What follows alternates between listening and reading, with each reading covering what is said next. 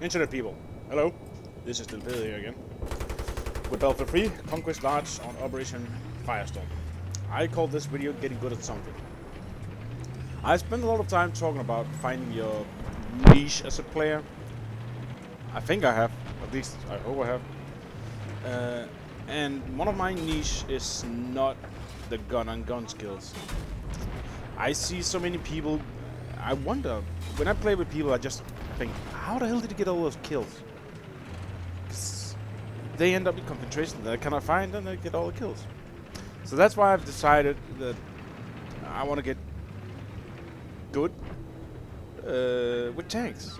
I want to be one of those players that can make a big difference in a battle tank. It has to be said that I have quite a bit of a tank fetish. I do so like tanks. I'm not so amazing with tanks, but hopefully I'll get there. As you see here, where I rushed to my own stupid death, chasing a kill. And we talked about that earlier. At one point, don't chase kills, and here I did it in the tank. I'm playing here with a friend of mine who is also a guy who converted from playing on the Xbox to PC. He's Typhoon 7 and he's choppering this chopper. And he's a much better player. He's doing a lot better than me in the change from console to PC. Maybe because he's still young and handsome and got all these agility and skills, unlike old me. We're just doing a bit of work here. But this is not really what's got to be the main focus of the video, me gunnering the tank. That's gunnering the chopper. Which is good, because I mess up and get us killed. Brilliant. Now, so, if you... This Battlefield is a game for all types of gamers. We all like to talk about Call of Duty. Call of Duty, you really need to have a specific skill set to do well, which is okay. The better you are on gun and gun, the better you'll do in that game. Of course, there are some things you can add to your game that can give you an advantage. But generally, it's a gun and gun game, which is fine. It's just not for me. So that's why I like Battlefield. When you struggle with your gun, there's always something else you can do to contribute. So I mentioned before being the grit in the victory. But now I've decided I want to step that up a bit. With parachute fail. I want to step that up a bit and be a guy who can do something in a tank. I want to do work in a tank. This is a prime example of how not to do work. I want to keep this tank alive and help out my best buddy Typhoon here. And I jump in and out to repair the tank and I get killed. So I spawn back on my mate and I do not jump into a tank, which is dumb. I should have done that immediately. Instead of getting a nifty little double. And this is where we mess up. We both jump out to fix the tank, so I think I'll clear the area. I hear some gunfire behind us. And what do I see? Whoop. And whoop. Now we're dead. If you're two guys in a tank, which could be the title of a sorted video on some other tube, don't ever leave it both. Don't ever both of you leave the tank to repair it. One guy should stay in, because the other guy will get points, and no one can enter the tank. No enemy can, at least. That's what happened there. We were both out the tank, our communication failed, and we were both outside the tank, and the enemy took it and murdered us. Straight up murdered us. One thing I have learned so far is the tank is not a battling ram, and I've mentioned this before in an earlier tank video. So it pays off being a bit cautious. This is not the first line of offense. I'd rather call it like the first line of defense. That you are a support vehicle. you can lay down some really heavy suppressing fire, and you can also take care of other tanks and air vehicles, especially if you got a gunner with a CTV station and you got guided chills. You are then a force to be reckoned with. Sorry. And I know that they got a lot of tanks. You can see them on the map. Not on the map. You can see them spotted out there. So I'm trying to get myself in a position to engage them. And here I can nearly get him with the... This is awkward. I think I could get him with the guided shield, but I'm putting shells into it, and now I'm taking fire. And I can see the tracer from it, and I know it's from in there. So I back up, hoping that my gunner will be able to get a kill on him, or get him, but no, I can't see him. He's probably changed positions, so I think it's better to get away from here. I exposed my ass and haul it out of here, mainly because, part of two reasons. I don't want to be there where that guy can put rockets into me, and I want to gonna find that other tank. And here I'm just wondering why we got two allied tanks way out there where there's no flags. And this chopper thinks he got us, but no. The joke's on you, buddy. That's the power of the CTV station and the guided shield. And I pop smokes, so you can at least see my repair guy.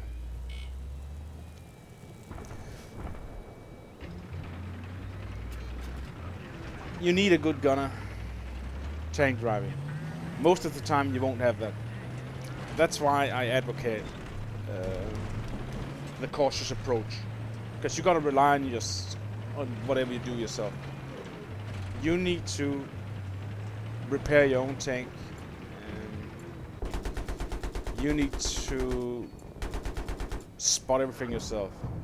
Of course, there will be times where you have a gunner, but you cannot rely on him to be the guy that spots for you, jumps out to repair you. Often you'll see you take 2 hits and the gunner will run off into safety like a coward. And even though he might be a champ and a PTFO and willing to sacrifice his own life to keep a tank up, if you don't have communication with him, you're still at a disadvantage. So be cautious. If you don't have call-outs and spots and a repair guy to rely on, don't get too far up. Now, I want to talk a bit about this place here on the map, on Operation Firestorm. This is a dangerous position. You see, you can see 2 tanks there. Why I'm not getting a hit mark of that, I feel so raw. This is a place you want to be careful of, because when they get out of the spawn, this is a place where the roads entwine. And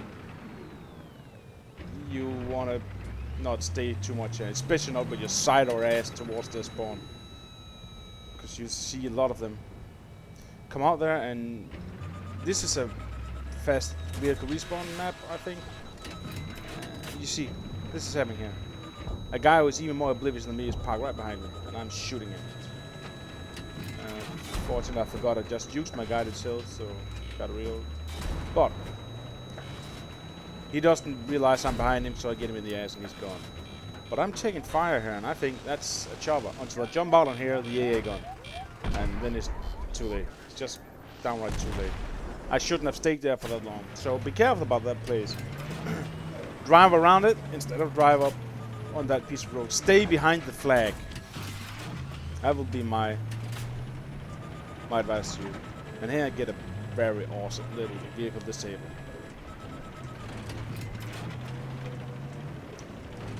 Always try and log on when you see that. Yes.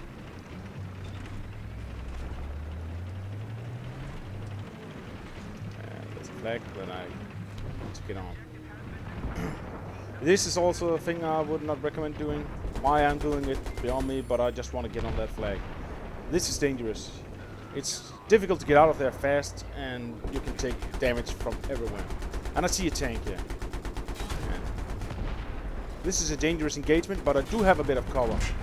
But I got my sight to him, and that's unfortunate. And when I try and turn, I lose control of my turret, and he has the drop on me for a bit, but he fails. And I see a guy jump out here, and I do a cost-benefit assessment. I don't want that guy in that building, and I get a hit con on him. I think he's in there, but I know I got a friendly in there as well. So I'm assessing to take the chance, because I might collapse the building, and I do. But I do not want that guy to run over there and start the burn on the flag I just capped. That would be very annoying. So I let that guy take over the team. I'm so sorry, buddy. I'll remember to write a letter. And again, cautious, moving up, looking for mines, because I found out that the minimap is a bit buggy regarding mines in C4, so I don't really rely on that too much. And I see a tank here, and I drive past it. And this is what I talked about earlier, when I drove into that building. He cannot get out of there, he's stuck. So I get the drop on him fast, and he's down, out, boom. There's not even a flag in there, so there's really no point of him going in there, but he decided to. And I'm risking it again, going out on the left side. Well, not a risk. And here's, yet again, the power of the guided shell. It hits so hard, so I can take this scout out with the double tap. And boom. And just one more and he's down. Incredible, huh?